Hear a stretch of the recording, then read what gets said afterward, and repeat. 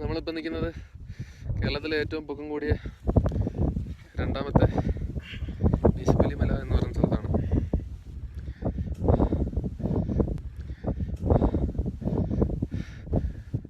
അവിടാണ് Munnar top station.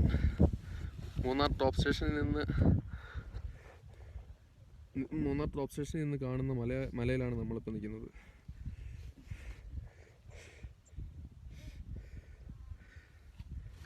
ഭയങ്കര സന്തോഷം മൂഡിലാണ്. കാരണം ഒരിക്കലെങ്കിലും ഇവിടെ വരണം, ഒരിക്കലെങ്കിലും മരിക്കുന്നതിന് മുമ്പ് ഒരിക്കലെങ്കിലും ഈ സ്ഥലം വന്ന് കാണണം. ഇത് കണ്ടില്ലേ, മേഘം വന്ന് തൊടുകയാണ്, ചങ്കി തട്ടുകയാണ് മേഘം വന്നിട്ട്, ചങ്കി വന്ന് തട്ടുകയാണ് മേഘം.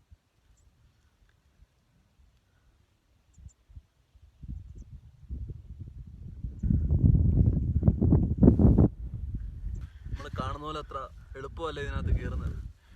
കുറേ മുൻകരുതലുണ്ട്, അതുപോലെ തന്നെ ഇച്ചിരി റിസ്ക്കിയാണ്. അതുകൊണ്ട് കഴിവതും ഇവിടെ വന്ന് റെസ്റ്റ് എടുത്തിട്ട്, അതായത് ചിന്നക്കരാലി വന്ന് റെസ്റ്റ് എടുത്തിട്ട് കയറുന്നതായിരിക്കും നല്ലത്. ഒറ്റ സ്ട്രെച്ചിന് ഓടി വന്നിട്ട് കയറുന്നത് വളരെ ബുദ്ധിമുട്ടാണ്.